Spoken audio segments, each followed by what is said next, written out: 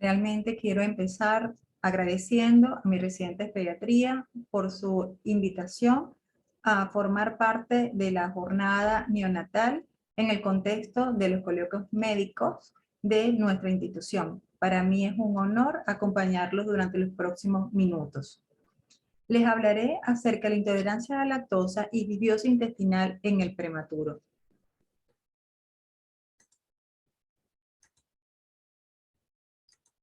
La lactosa es el principal carbohidrato de la leche humana y de mamíferos. La leche humana contiene aproximadamente 7.5 gramos por cada 100 cc, en comparación con aproximadamente 5 gramos por cada 100 cc en la leche de vaca y en otras leches de otros mamíferos. Un lactante a término suele digerir entre 60 y 70 gramos de lactosa al día, lo que equivale a 1 litro de leche materna.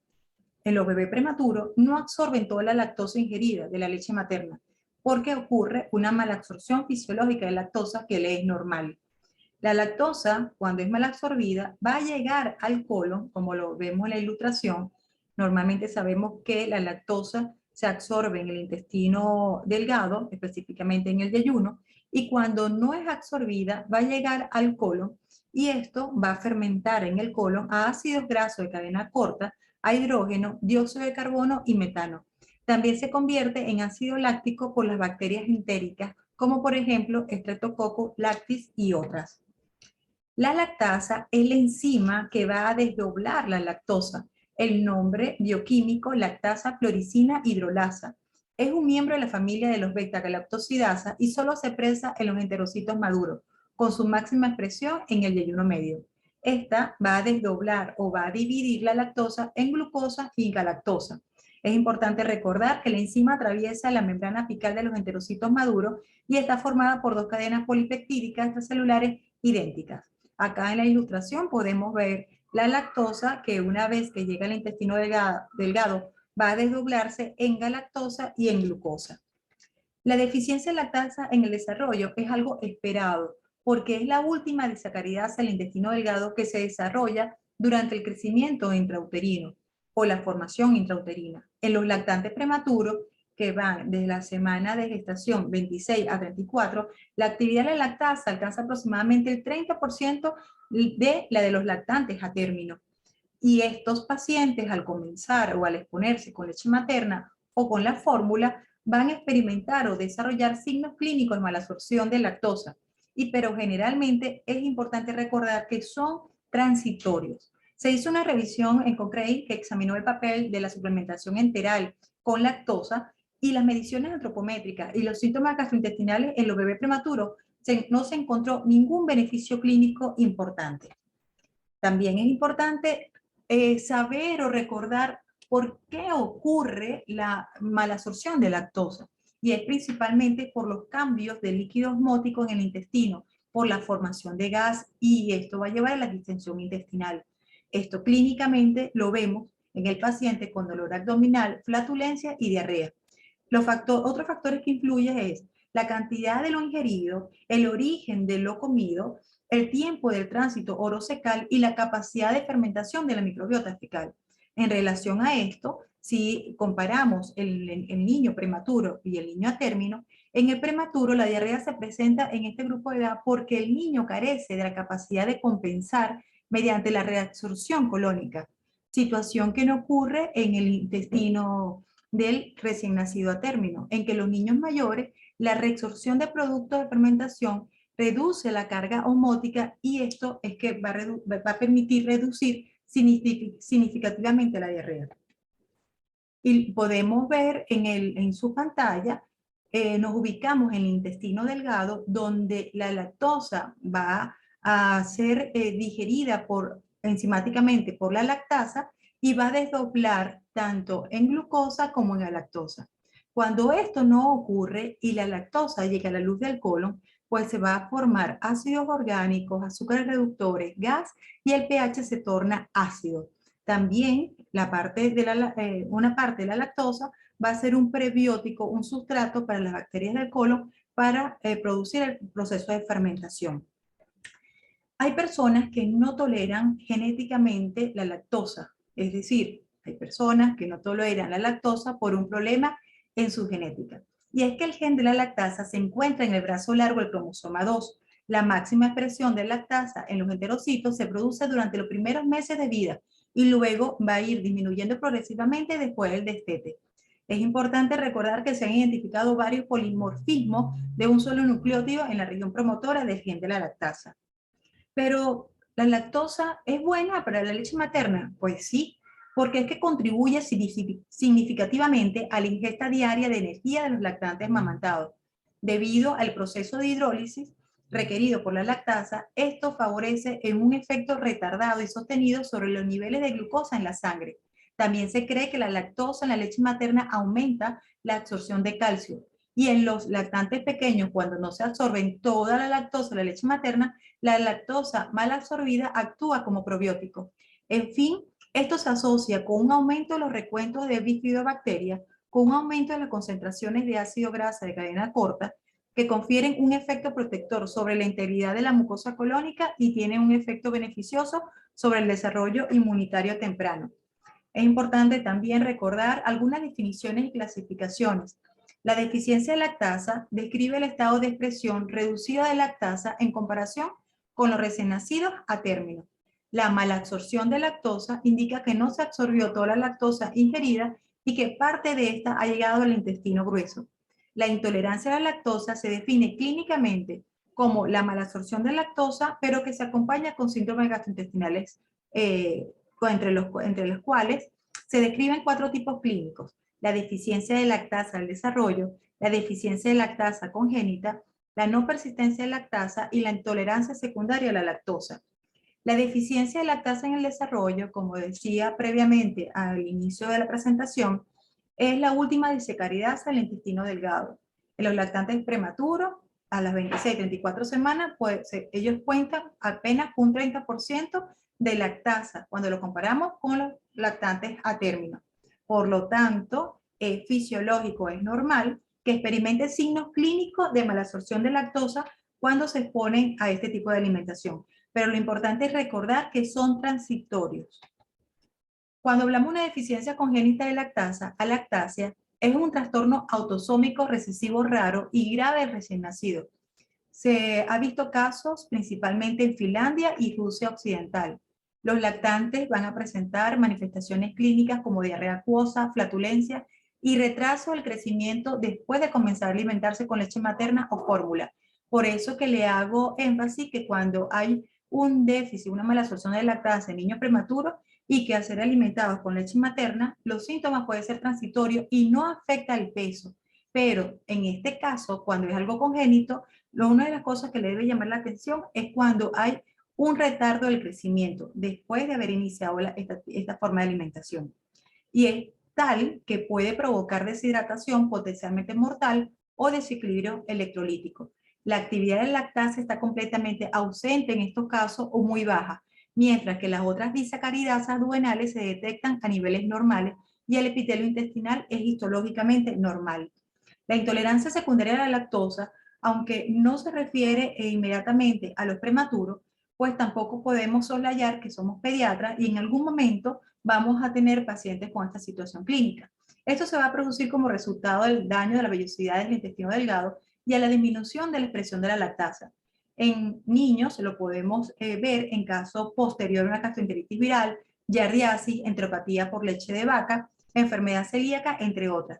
Lo más importante es que esto suele resolverse en 1 o 2 meses, según el trastorno intestinal subyacente o el que lo haya desencadenado se haya resuelto. Aquí lo tenemos en una forma esquemática: la deficiencia de lactasa en el desarrollo, deficiencia congénita de lactasia, la no persistencia de lactasa, hipolactasia. No le incluí previamente porque es una disminución gradual fisiológica de la actividad de la lactasa después del destete.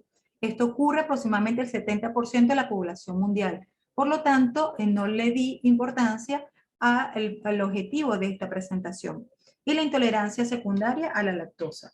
La presentación clínica de la intolerancia a la lactosa se va a presentar con diarrea, evacuaciones ácidas menor de 5.5, a tal punto que puede causar irritación y escoriación de la piel perianal.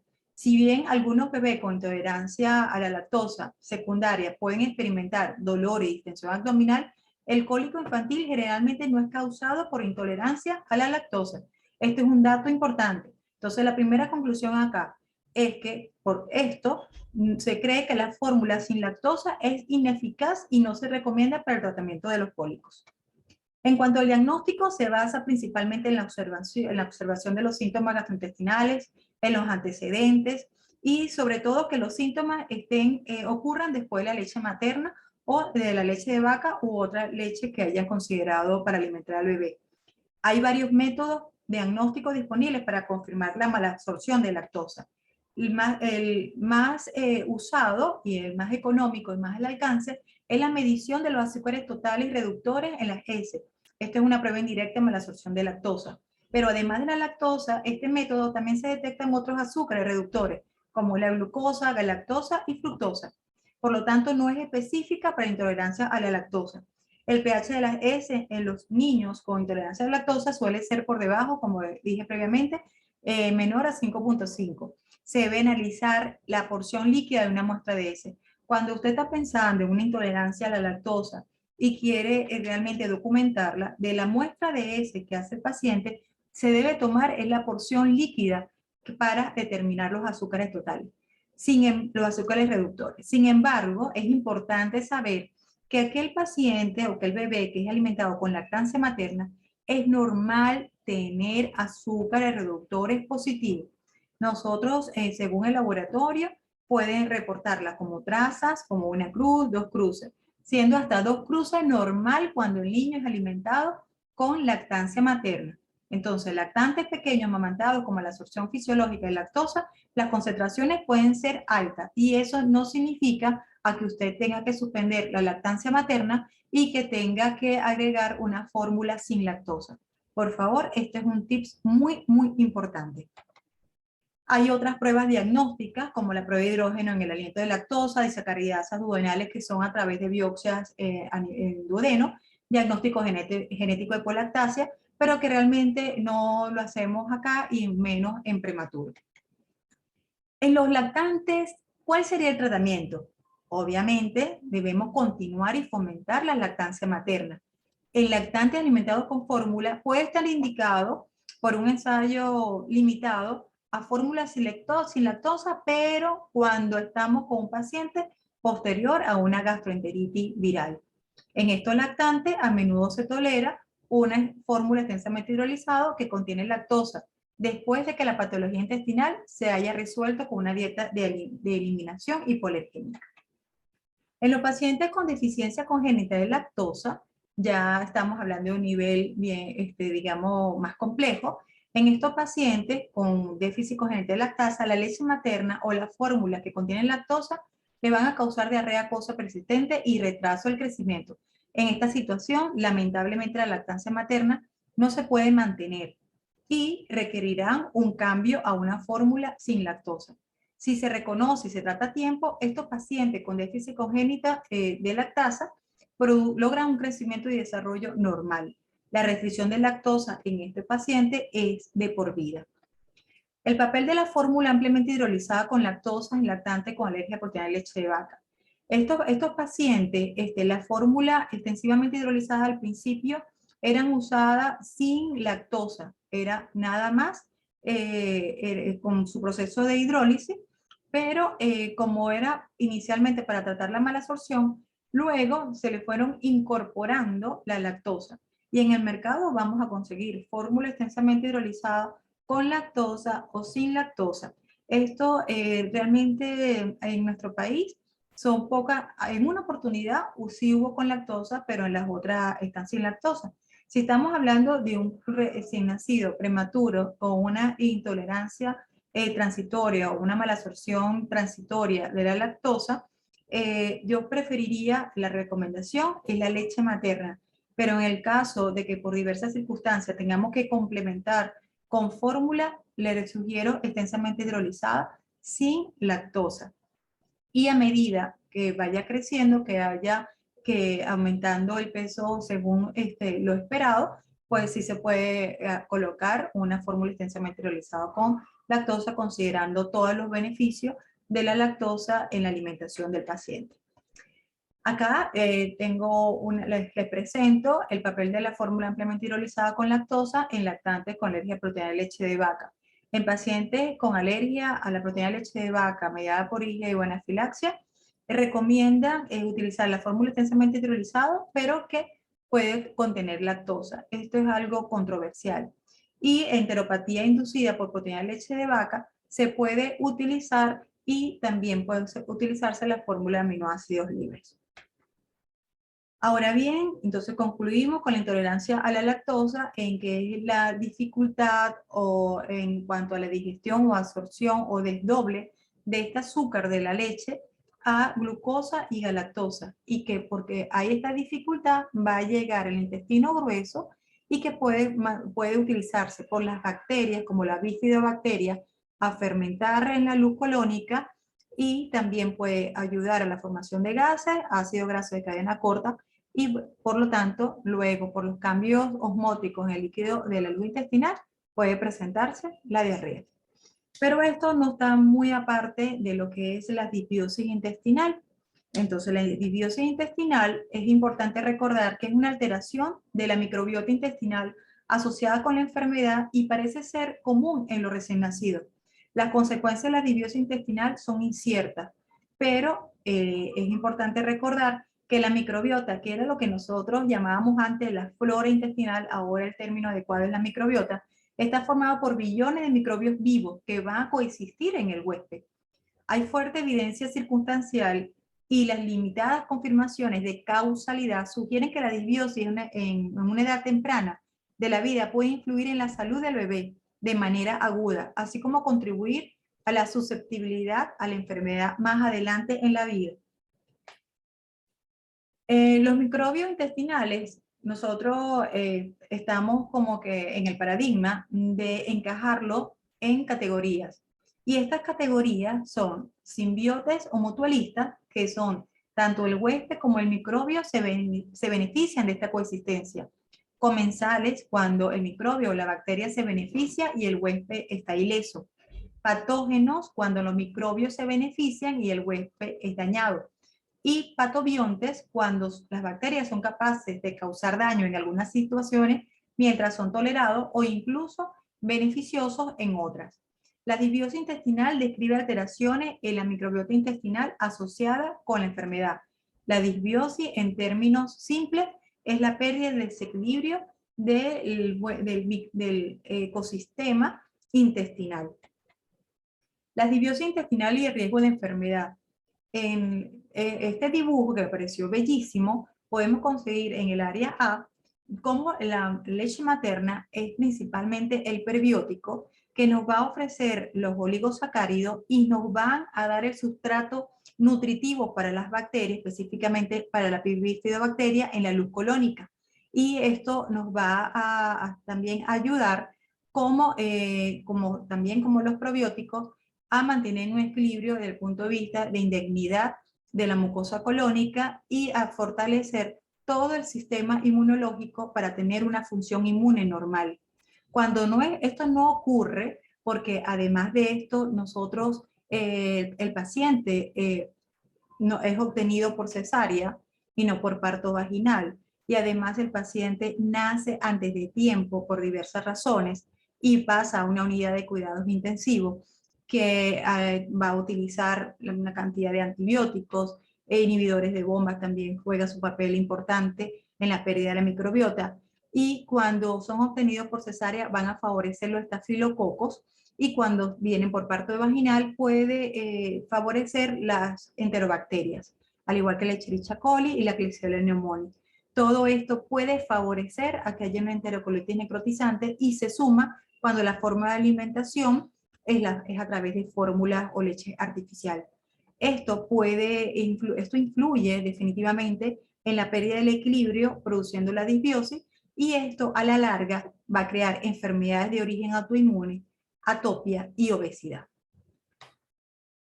También hay otros contribuyentes y consecuencias de la disbiosis intestinal. Es que una vez que el paciente prematuro nos nace y está por necesidad de una unidad de cuidados intensivos, la forma de alimentación, muchas veces se crean películas en los tubos de alimentación, películas de microbios, Esto también más reforzado por antibiótico de amplio espectro, va a favorecer a la disbiosis y a la asociación con muchas otras enfermedades. Es bien importante tomar en cuenta la forma de alimentación de la mamá, el modo de nacimiento, la forma de alimentación y la alimentación del grupo familiar. Es diferente en un paciente que se hace más vulnerable en el pretérmino a un paciente a término. Entonces, esto a la larga puede traer problemas neurológicos, puede propiciar de manera aguda la sepsis, cólicos, enfermedades atópicas y diabetes o enfermedades metabólicas en un futuro. La presencia de un número reducido de bifidobacteria y un número elevado de enterobacteria y de Clostridiaceae puede servir como un punto de partida razonable para definir la disbiosis en los primeros meses de vida. Este patrón es común en los lactantes muy prematuros, los recién nacidos a término que requieren hospitalización prolongada o antibióticos y en lactantes con buen aspecto en algunas áreas geográficas con mayor riesgo de enfermedades asociadas a la disbiosis. La inmadurez de la composición de la microbiota es un término acuñado para un retraso de la progresión pautada de la microbiota. Los bebés muy prematuros tienen estadías prolongadas en el hospital con múltiples exposiciones ambientales, están expuestos con frecuencia a antibióticos y tienen sistemas inmunitarios inmaduros, innatos y adaptativos. En los lactantes muy prematuros, los principales determinantes de la composición de la microbiota intestinal son la edad postmenstrual y la edad en semanas. También otros factores incluidos, el recibir la madre con esteroides prenatales, el modo de parto, la exposición a antibióticos, tipo de alimentación, tiempo de permanencia en la zona de alimentación, género, estrés desencadenado por la patología, entre otras. Se han buscado algunos mecanismos para explicar el por qué ocurre la disbiosis y se ha planteado la alteración de la permeabilidad intestinal por microbios intestinales, la alteración de la inflamación local y sistémica, alteración de la maduración intestinal por microbios intestinales y su metabolito. Sin embargo, todavía cada día se va aprendiendo más de lo que es la disbiosis, pero lo más importante de cómo evitar que lleguemos acá. En los procesos agudos, en los procesos patológicos, en el prematuro, se ha visto la enterocolitis necrotizante de recién nacidos, sepsis neonatal, la aparición tardía, diarrea asociada a los antibióticos, la colitis por clostridio y el cólico infantil. Y en otros casos más tardíos, la desnutrición aguda severa. También se ha visto que los primeros meses, la forma como se alimenta el niño, las primeras semanas de vida, van a ser determinantes para un futuro en lo crónico y evitar las enfermedades metabólicas, enfermedades inmunológicas, enfermedades oncológicas, neurológicas. O sea que es bien importante la alimentación inicial de nuestro paciente, de nuestro niño. Mensaje importante es que en los recién nacidos prematuros atendidos en nuestras áreas de UTI, que es necesario, pues la disbiosis intestinal parece ser casi universal. Las consecuencias de la disbiosis intestinal en los lactantes son inciertas, aunque hay una fuerte evidencia circunstancial y las limitadas confirmaciones de causalidad sugieren que muchas enfermedades agudas y crónicas aumentan con el tiempo al estar relacionadas con la disbiosis intestinal. Las intervenciones para limitar o revertir la disbiosis intestinal materna e infantil temprana, incluida la administración de antibióticos, fomento de lactancia materna, el desarrollo de vacunas para reducir el uso de antibióticos profilácticos y el uso de probióticos y prebióticos. Son prometedoras para revertir esta tendencia. Realmente el mantener el equilibrio de la microbiota intestinal en gran parte va a depender de nosotros. Hay un porcentaje importante que depende de la madre, de su genética, de la alimentación, pero también es importante nosotros mantener el control de las cosas que tenemos al alcance. Cuando se trata de decidir la colocación o el inicio de medicamentos como antibióticos, inhibidores de bomba, y sobre todo fomentar la lactancia materna. No ninguna de las dos circunstancias, ni la intolerancia a la lactosa como proceso fisiológico, ni la disbiosis intestinal, que puede ser expresada también con síntomas muy parecidos a la intolerancia a la lactosa, ninguna de las dos contraindica la lactancia materna, que es la forma más óptima de alimentar a nuestro paciente. Véalo como un sustrato nutritivo, como un prebiótico que va a llegar al colon a darle ese combustible a nuestras bacterias y las bacterias van a fermentar manteniendo el equilibrio perfecto en la luz de su intestino.